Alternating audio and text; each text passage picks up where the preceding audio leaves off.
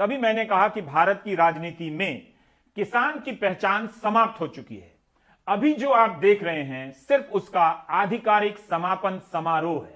And joining me live and exclusive on News Hour tonight is Union Minister for Commerce, Railways, and also Food and Civil Supplies, Mr. Piyush Goyal. At the moment, as far as the farmers' issue is concerned, and you've been negotiating with farmer groups, Mr. Piyush Goyal, I want to ask you, what's the reason behind this total deadlock? Is it lack of trust? Unfortunately, it seems, and more so after I see the reporting on your channel, that certain leftist Maoist elements seem to have taken control of the agitation, and rather than discussing on farmers' issues, they seem to be having some other hidden agendas.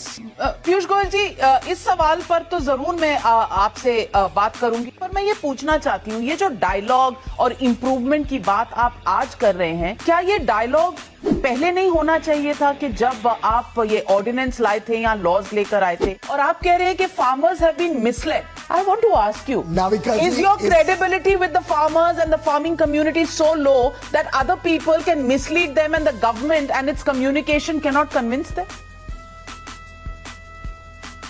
मैं समझता हूँ कुछ लोगों को भ्रमित करने की कोशिश कुछ किसान नेताओं ने की कि लेफ्टिस्ट माओइस्ट एलिमेंट्स इस आंदोलन को टेक ओवर कर चुके हैं. माओवादी ताकतें और नक्सलवादी ताकतें इस आंदोलन को अपने जकड़ में ले चुकी हैं. कुछ लेफ्ट लीडर्स ने इस आंदोलन को ले आए. अब बस ये लेफ्टिस्ट जो माओवादी नक्सल ताकतों की जो लेफ्ट के नेता हावी हो गए हैं इस आंदोलन पे, कम से कम 1/3 लोगों का ऐसा माओवादी नक्सल लेफ्टिस्ट बैकग्राउंड स्पष्ट दिखता है. किसानों के हाथ में कम और कुछ लेफ्टिस्ट के हाथ में ज्यादा चला गया. नक्सल और माओवादी ताकतें दबा के बैठी है, उनको हिम्मत नहीं है बात करने की, जो लेफ्ट और माओइस्ट विचारधारा से प्रभावित है, क्योंकि कुछ माओवादी ताकतों ने यहाँ के किसानों के ऊपर अपना कब्जा जमा लिया. तो लेफ्टिस्ट माओइस्ट एलिमेंट्स इस आंदोलन में घुस गए और यहाँ पे भी ये जो लेफ्टिस्ट माओइस्ट नक्सल ताकतें घुस गई हैं, ये लेफ्टिस्ट और माओइस्ट एलिमेंट्स जो उसमें घुस गए नक्सल माओवादी ताकतों के बहकावे में और भ्रमित करने वाले प्रोपेगेंडा पे आ रहे. वामपंथी दलों की जो साजिश है, मुद्दे तो रहे नहीं,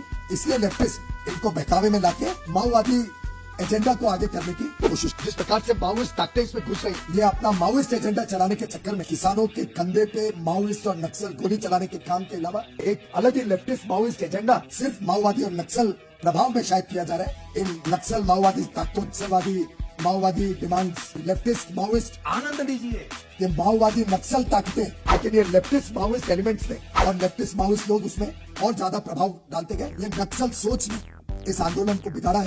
तो ऐसे कुछ लोग होते हैं जिनकी पीठ अटक जाती है, तो एक चीज दिमाग में भर जाती है तो बोलते रहते हैं. You get my point. इसे समझने के लिए ऑक्सफोर्ड जाने की जरूरत नहीं है, प्राइम टाइम काफी. आप कह रहे हैं कि मीटिंग्स में आपने देखा कि कुछ इस तरह के लोग हैं जो मुद्दों पर बातों को आने नहीं देते. ये लोग कौन है और क्या सरकार इन्हें पहले नहीं आइडेंटिफाई कर सकी? क्या आपके पास इंटेलिजेंस की कोई रिपोर्ट्स नहीं थी कि ये लोग ऐसा करने वाले हैं और इन्फिल्ट्रेशन हो गया है माओवादियों संगठनों से? क्योंकि पहले जब खालिस्तानी नाम आया तो लोगों ने बीजेपी को काफी ताने दिए और फार्मर किसान के आंदोलन को आपने टेरर के साथ जोड़ दिया है. तो आज जो आप ये कह रहे हैं, इसका एविडेंस क्या है? माफ करिए, भारतीय जनता पार्टी के कोई भी वरिष्ठ नेता या मंत्री ने कभी भी इस आंदोलन को खालिस्तान के साथ नहीं जोड़ा. ये मैं आपके चैनल पे स्पष्ट करना चाहता हूँ. ये वास्तव में सुशील मोदी पहले किसानों का आंदोलन, पूर्व बिहार के डेप्यूटी चीफ मिनिस्टर रह चुके हैं. मनोज तिवारी जी दिल्ली प्रदेश अध्यक्ष रह चुके हैं. दोनों के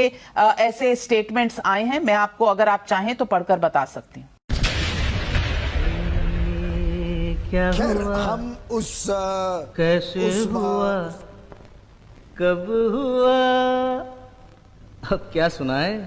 काश मुझे अंग्रेजी आती तो ऐसे ग्रैंड मौके पर इंग्लिश में प्राइम टाइम करता. ओ छोड़ो ये न सोचो, ये क्या हुआ.